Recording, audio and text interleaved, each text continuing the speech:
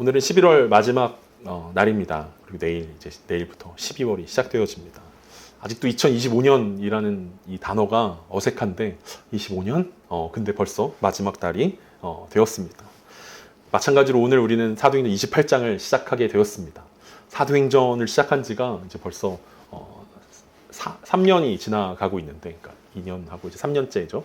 이제 곧 이제 마무리되어지는데, 사도행전을 통해서 여러분들이 우리 함께 나누면서 들었던 말씀들이 얼마나 우리 삶 가운데 열매로 맺혀졌는가라는 두려움이 사실은 제 마음 가운데 있습니다.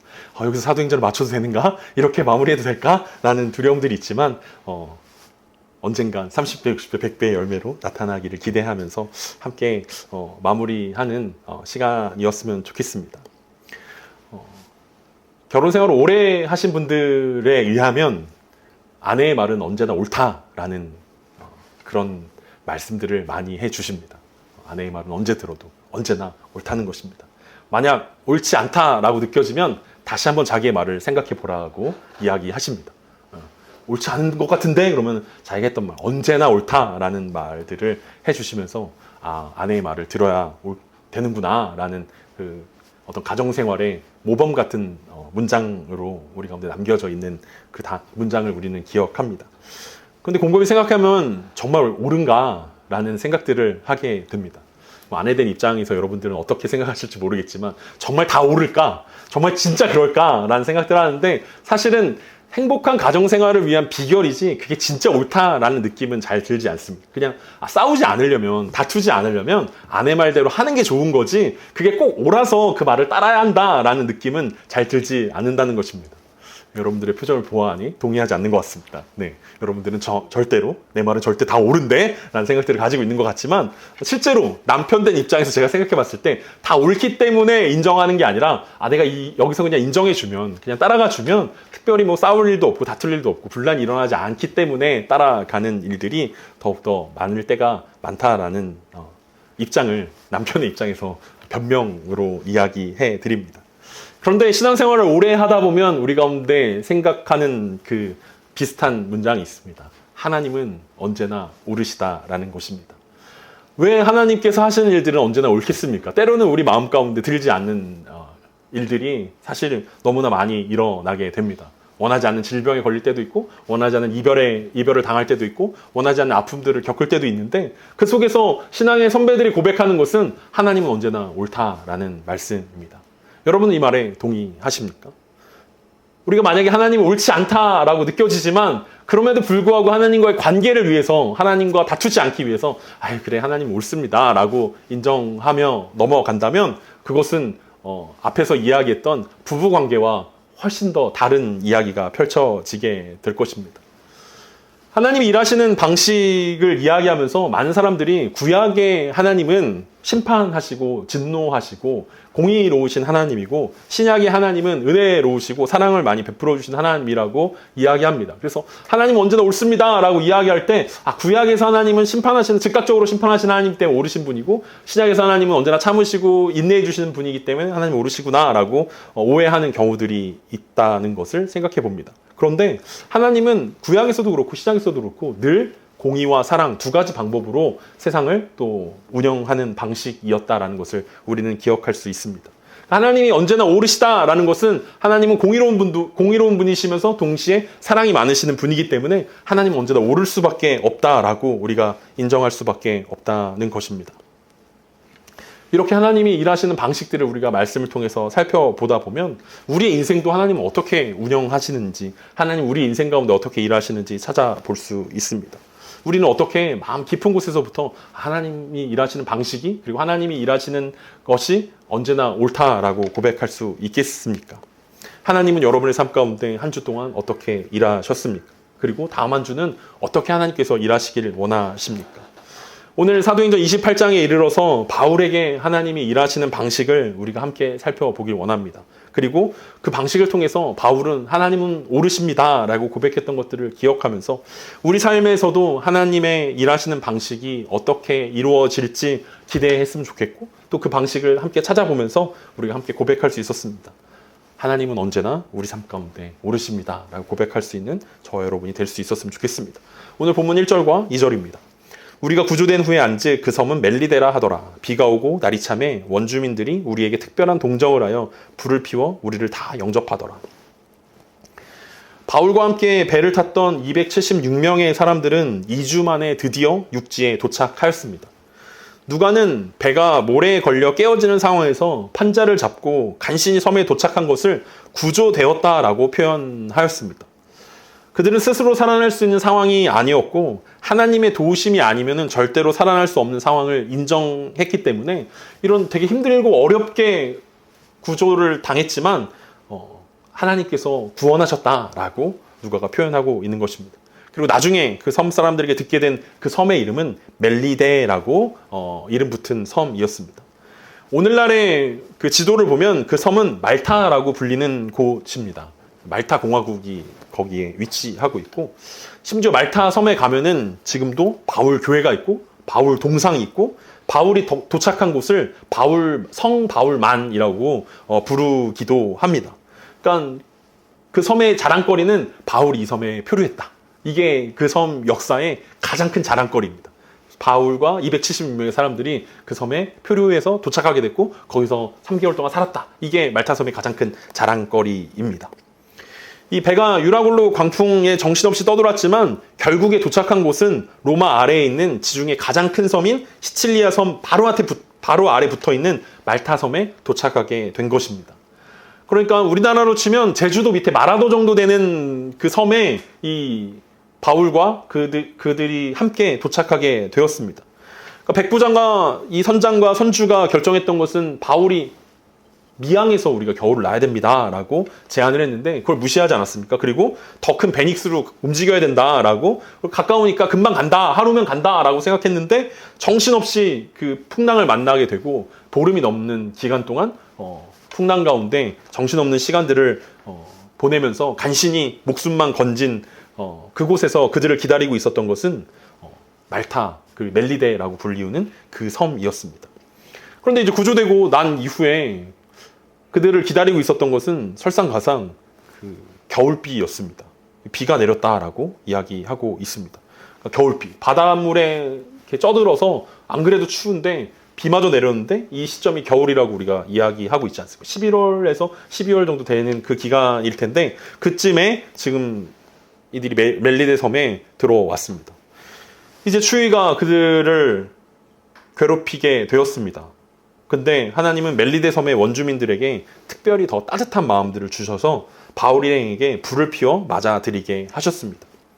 이 원주민이라는 표현을 보면은 우리가 약간 다큐멘터리 같은 데 보면은 나오는 약간 추장, 이런 식인종, 이런 것들이 느낌이 나는데 이 누가가 썼던 이 원주민이라는 표현은 그 야만인이라는 뜻이었고 그 야만인들은 어떤 사람들이냐면 그냥 헬라어를 사용하지 않는 사람들을 이때 당시에는 야만인이라고 불렀습니다. 그러니까 헬라어가 통용되지 않는 그 사람들을 야만인이라고 불렀고 그 사람들을 원주민이라고 부른 것이지 이 사람들이 뭐 식인종이었다거나 뭐 어떤 막 부족의 막 이런 막 그 아프리카 원주민들처럼 막 이렇게 노래 부르면서 막 그런 사람들은 아니었다라는 것들을 이해할 수 있습니다. 이들도 로마의 식민 지배를 당하고 있는 사람들이었고 똑같이 문명화된 사회의 사람들이었음을 우리는 알 수 있습니다. 하나님은 완전히 잘못된 판단을 해서 폭풍을 만나 표류했던 이들을 오히려 믿지 않는 사람들의 손을 통해서 보호하고 계시다는 사실들을 우리는 발견할 수 있습니다. 하나님 믿음의 사람들을 통해서만 구원하시는 것이 아니라 믿지 않는 사람들의 손도 하나님의 주관 아래에 있는 것이고 심지어 하나님은 폭풍과 풍랑과 자연 만물을 통해서도 일할 수 있는 분이다라는 사실들을 오늘 우리는 이 28장을 통해서 경험해 볼 수 있습니다. 그러니까 우리는 기도할 때 믿음의 사람들을 통해서 우리를 구원해 주십시오라고 기도하지만 사실은 하나님의 손 안에는 모든 만물들이, 모든 사람들이 다 하나님의 손 안에 서 움직이고 있다는 것입니다. 하나님은 풍랑을 움직여서 바울을 로마 가까운 곳에 붙여주셨고 하나님은 이 원주민의 마음들을 돌이키셔서 바울에게 따뜻한 불과 안식처를 제공하고 있습니다. 이 멜리데라는 섬의 이름 자체가 피난처라는 뜻을 가지고 있기 때문에 하나님께서 주권적으로 역사하셔서 바울을 그 피난처로 이끌어 주셨음을 우리는 알 수 있습니다. 그들이 따뜻한 불을 쬐고 있을 때 한 가지 사건이 또 일어나게 되었습니다. 3절부터 6절입니다. 바울이 나무 한 묶음을 거두어 불에 넣으니 뜨거움으로 말미암아 독사가 나와 그 손을 물고 있는지라. 원주민들이 이 짐승이 그 손에 매달려 있음을 보고 서로 말하되 진실로 이 사람은 살인한 자로다. 바다에서는 구조를 받았으나 공의가 그를 살지 못하게 함이로다 하더니 바울이 그 짐승을 불에 떨어버림에 조금도 상함이 없더라. 그들은 그가 붙든지 혹은 갑자기 쓰러져 죽을 줄로 기다렸다가 오래 기다려도 그에게 아무 이상이 없음을 보고 돌이켜 생각하여 말하되 그를 신이라 하더라. 이 모닥불 사이에서 옹기종기 모여 앉아 불을 쬐면서 두런두런 이야기를 나누고 있었을 것만 같은 그런 상황들을 우리가 한번 생각해 볼 수 있습니다. 아마 오늘날이었으면 우리는 고구마나 감자를 구우면서 이렇게 간신히 살아난 이런 간증들을 막 하고 있지 않았겠습니까? 그때 죽을 뻔하지 않았습니까? 그때 선원들과 죄수들이 한 자리에, 그 군인들이 한 자리에 모여서 막 이야기를 나누고 있는 그 상황들을 여러분 한번 상상해 봅시다. 바울은 불이 꺼지지 않도록 나무를 더 불에 넣고 있는 중이었습니다. 그런데 나무 사이에서 독사가 나와서 바울의 손을 물고 만 것입니다. 여러분, 독사에 물렸다면 여러분들은 어떻게 반응하시겠습니까? 독사가 아니라 여러분 지렁이가 여러분을 물었다는 상상만 해도 여러분들은 소스라치게 비명을 지르면서 아마 뛰쳐나갈 것입니다. 와! 하면서 어떻게 이런 게 나를 물지? 독이 없는 뱀만 여러분들이 보기만 하더라도, 물리지 않고 보기만 하더라도 여러분들은 깜짝 놀라서 소리를 지르면서 막 뛰쳐나갈 것입니다. 그런데 지렁이도 아니고 그냥 뱀도 아니고 독을 가진 뱀이었습니다. 6절을 보면 그 독사가 얼마나 독이 강력했는지 원주민들은 바울이 독사의 독 때문에 갑자기 쓰러져 죽을 것이라고 생각했습니다. 아마 원주민들은 외부에서 온 사람들을 불을 피워주고 멀리서 지켜보고 있었던 것 같습니다. 이 사람들은 도대체 어떤 사람들이지? 말도 잘 통하지 않고 어떻게 갑작스럽게 바닷물을 타고 판자를 타고 온 사람들이 신기해하면서 멀리서 지켜보고 있는데 갑자기 그 틈에 독사에게 바울이 물려버린 것입니다. 그들의 생각은 이랬습니다. 바다신은 바울과 그 일행들을 살려주었을지 모르지만 바울에게 뭔가 죄가 있어서 공의는 그를 살지 못하게 독사로 심판한 것이라고 생각했습니다. 그러니까 여기서 말하는 공의는 공의로움이라는 단어가 아니라 공의의 여신을 이야기합니다. 그러니까 정의의 여신을 이야기한다는 거예요. 정의의 여신이 바울을 살려두지 않았다라는 거죠. 그러면 앞에서 이들이 바울과 일행들에게 따뜻한 불을 준비해준 이유도 우리는 살짝 생각해 볼 수 있습니다. 바다신이 이들을 삼키려고 했지만 이들이 살아난 것을 보면서 이들이 뭔가 있는 사람들이구나 하면서 이들은 뭔가 불을 피워줬는데, 근데 바울이 다시 그 독사에게 물리는 것을 보면서 이 사람 진짜 큰 죄인인가 보구나. 그러니까 정의의 여신이 이 바울은 두 번을 살려주지 않고 죽음에 이르게 하려고 독사를 통해서 하필 바울의 손을 물게 했구나라는 생각들을 했다라는 거죠.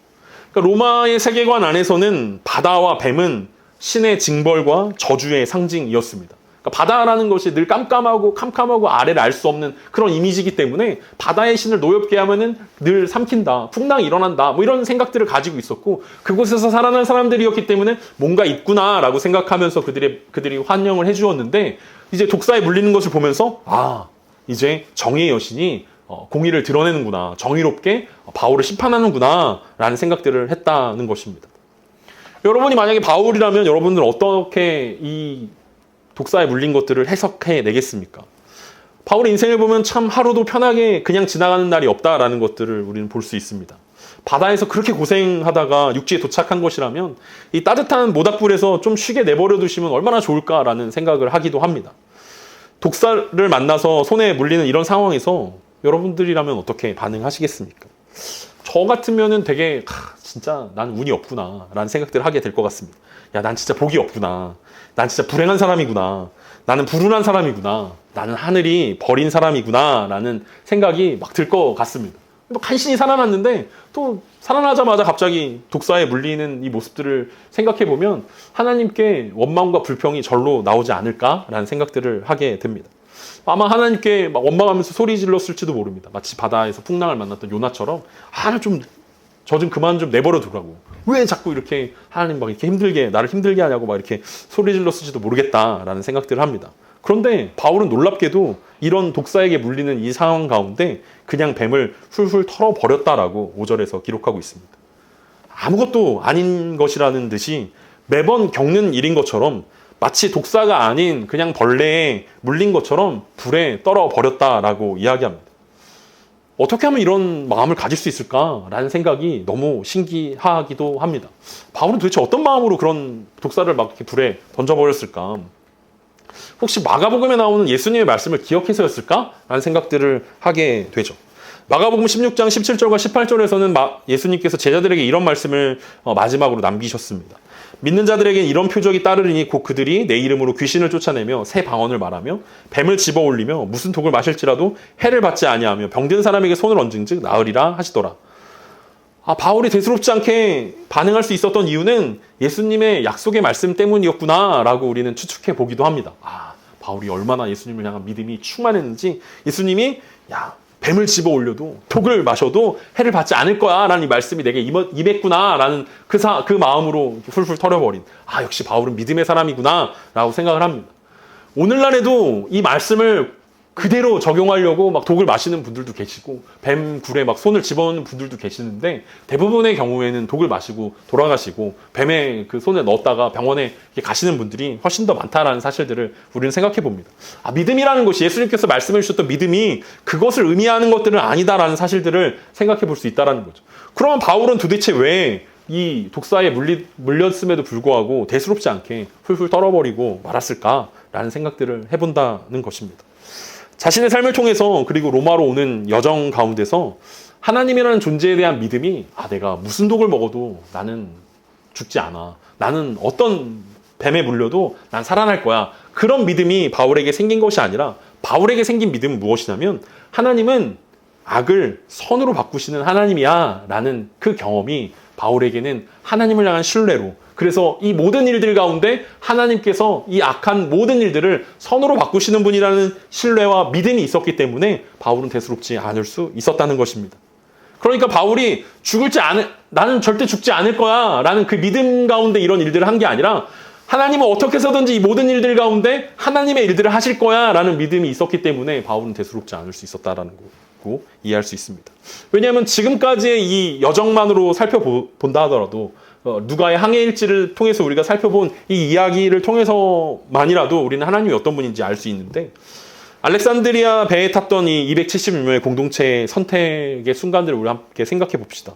그들은 선택할 때마다 옳지 않은 선택을 했습니다.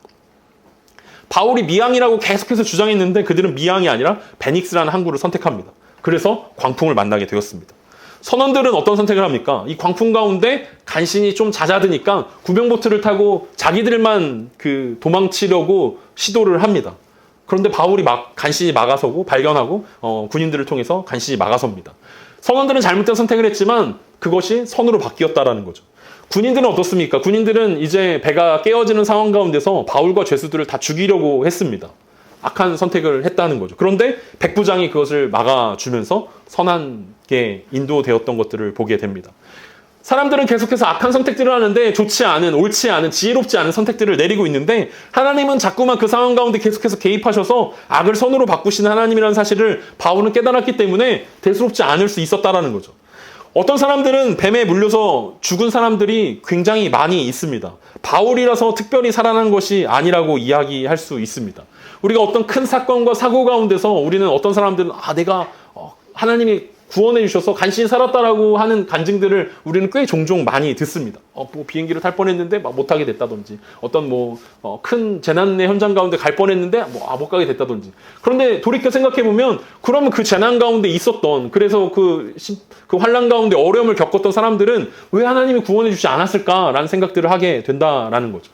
어떤 문제의 결과들을 통해서 하나님이 나를 선하게 인도하셨다라고 이야기하려면 우리는 이것이 선이다라고 고백할 수 있어야 되는데 사실은 무엇이 선인지 우리는 잘 알 수 없다는 것입니다. 그래서 바울이라서 특별히 살아난 것이 아니라 하나님은 언제나 옳다라는 바울의 고백 가운데 하나님이 일하시는 그것들을 고백하고 있었기 때문에 아무렇지 않을 수 있었다는 거죠. 그러니까 바울의 마음 가운데 어떤 마음이 있었냐면 내가 뱀에 물렸습니다. 그리고 내가 여기서 죽는다면 그것 또한 하나님의 선이라는 확신이 있었다는 거죠. 내가 여기서 만약에 자신의 삶을 마무리하게 된다 하더라도 그것이 전혀 이상하지 않은 일들이라는 것입니다. 로마에 간다라고 하나님 말씀해 주셨지만 꼭 굳이 자기가 아니더라도 하나님은 하나님의 방법으로 누군가를 보내실 것이고 누군가를 통해서 로마를 하나님의 복음으로 증거하게 될 것이다라는 확신이 그 마음 가운데 있었기 때문에 바울은 별로 대수롭지 않게 생각할 수 있었던 것입니다. 우리가 예배를 시작하면서 읽었던 창세기 마지막 그 50장에 보면 야곱이 애굽에서 죽음을 맞이하는 장면이 나옵니다. 그리고 요셉을 애굽에 팔아 넘겼던 형제들은 요셉이 자신들에게 복수할까 봐 굉장히 두려워 떨고 있는 장면을 보게 됩니다. 그동안은 그 자신의 아버지 야곱이 살아 있었기 때문에 요셉이 복수를 하지 않았는데 이제 아버지가 죽었으니까, 야곱이 죽었으니까 요셉이 자기의 형들에게 복수하면 어떡하지? 심지어 요셉은 마음만 먹으면 뭐든지 할 수 있는 애굽의 총리 아니었습니까? 그러니까 자신들에게 복수하는 것은 일도 아니다라고 생각하고 있었던 그 두려워하고 있는 형들에게 요셉이 창세기 50장 20절과 21절에서 이렇게 이야기합니다. 당신들은 나를 해하려 하였으나 하나님은 그것을 선으로 바꾸사 오늘과 같이 많은 백성의 생명을 구원하게 하시려 하셨나니 당신들은 두려워하지 마소서. 내가 당신들과 당신들의 자녀들을 기르리다 하고 그들을 간곡한 말로 위로하였더라.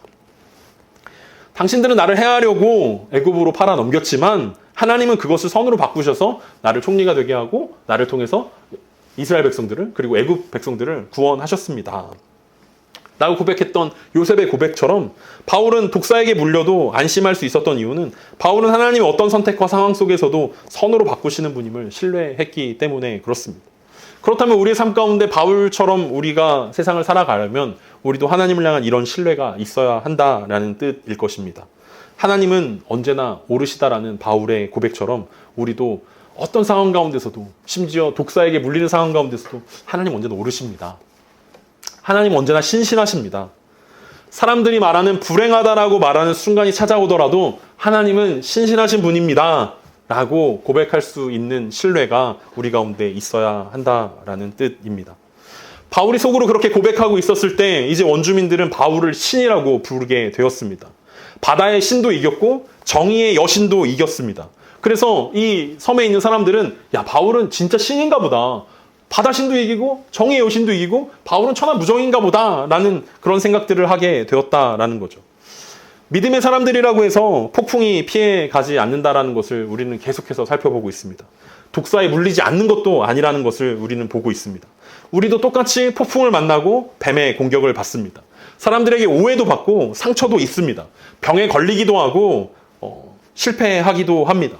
억울한 일을 당하기도 하고 사람들로부터 비난과 모욕을 당하기도 합니다. 그런데 믿음의 사람들이 믿지 않은 사람들과 구별되어지는 점이 있다면 그런 것들 가운데 굴하지 않고 다시 일어설 수 있다는 것입니다. 이 모든 것들이 하나님의 주권 안에 있음을 확신하고 있기 때문에 그렇습니다. 믿음의 사람들만 세상 사람들과 비교했을 때 부자로 살아가고 죽지 않고 건강하게 살아가고 병들지 않고 늘 행복하게 살아간다면 사람들은 모두 다 하나님 믿어야지 라고 생각하게 될 것입니다. 근데 그렇게 하나님이 주시는 축복 때문에 믿는 사람들은 진짜 하나님을 발견하지 못한다라는 거죠. 하나님은 오르시다라는 생각들을 하지 못하게 된다는 것입니다. 하나님이 주시는 축복 때문에 하나님을 섬기는 사람들은 하나님이 주시는 불행 가운데 하나님을 원망하게 되고 그 믿음을 버리게 될 것입니다. 하지만 하나님이 언제나 옳다라는 생각들을 가지고 있다면 때로는 우리 가운데 원하지 않는 질병과 어려움들과 고난과 환난이 다가온다 하더라도 그것이 하나님의 손안에 있다는 것들을 인정하면서 하나님을 섬기게 될 것입니다. 하나님은 좋으신 분이십니다. 그 좋으신 하나님은 우리가 고통과 환난을 겪지 않게 만들어주는 분이 아니라 우리가 고통과 환난 가운데 우리의 손을 붙잡아 주시고 그 안에서 함께 하시는 분이기 때문에 좋으신 하나님이라고 우리는 고백하고 있습니다. 바울이 독사에 물려도 죽지 않았다는 뉴스는 온 섬에 순식간에 퍼져 나갔습니다. 그리고 섬의 가장 높은 사람들에게도 들려졌습니다. 그래서 바울 일행은 그 가장 높은 사람에게 초청받게 되었습니다. 오늘 본문 7절부터 10절입니다. 이 섬에서 가장 높은 사람 보블리오라 하는 이가 그 근처에 토지가 있는지라 그가 우리를 영접하여 사흘이나 친절히 머물게 하더니 보블리오의 부친이 열병과 이질에 걸려 누워있거늘 바울이 들어가서 기도하고 그에게 안수하여 낫게 하매 이러므로 섬 가운데 다른 병든 사람들이 와서 고침을 받고 후한 예로 우리를 대접하고 떠날 때에 우리 쓸 것을 배에 실었더라. 보블리오라는 사람이 바울 일행을 영접하여서 사흘이나 친절하게 그곳에 머물게 하였습니다. 이 보블리오는 사람의 이름이 아니라 사실은 섬의 통치자, 최고 지도자, 총독이라는 뜻을 가지고 있습니다. 그러니까 우리가 애굽의 바로 왕이라고 부르는 것처럼 이 보블리오라는 총독이 그 섬의 총독이었다라고 이야기할 수 있습니다. 그의 아버지가 열병과 이질에 걸려 누워 있었습니다. 의사인 누가의 기록이기 때문에 정확하게 열병과 이질이라고 이야기할 수 있습니다. 그것은 그냥 간단한 질병이 아니라 아주 심각한 질병이었기 때문에 누가가 이렇게 기록해 놓은 것입니다. 이질은 이 세균성 장염을 뜻하는데 당시에 염소의 젖을 통해서 감염되는 심각한 질병이었고 몇 달에서 몇 년 동안 열병을 앓기도 했다라는, 그래서 죽음에 이르는 병이었다라고 기록되어져 있습니다. 그런데 바울은 그 보블리오의 아버지가 병에 걸렸다, 그리고 열병과 이질에 걸렸다라는 이야기를 듣고 들어가서 기도하고 안수하여 병을 낫게 합니다. 그러니까 기도해달라고 초청한 것도 아닌데 바울은 자신을 초청한 이 보블리오의 그 아버지가 병에 걸렸다라는 이야기를 듣자마자 들어가서 안수하고 병을 낫게 해줬다라는 것입니다. 우리는 독사에서 하나님께서 바울을 지켜주시고 바울이 병든 사람을 위해서 기도했을 때 낫게 된 것, 이런 것에 초점을 맞추지만 사실은 성경에 보면 그런 것들은 되게 부수적인 것이라는 것들을 우리는 이해할 수 있습니다. 우리가 앞서 읽은 마가복음 16장을 보면 예수님은 제자들에게 그 무슨 독을 먹어도 해를 입지 않는다라는 그 말 직전에 어떤 말씀을 하시냐면 마가복음 16장 15절과 16절입니다. 앞에서 읽었던 17절과 18절 직전에 나오는 이야기입니다. 또 이르시되 너희는 온 천하에 다니며 만민에게 복음을 전파하라. 믿고 세례를 받는 사람은 구원을 얻을 것이요 믿지 않는 사람은 정죄를 받으리라.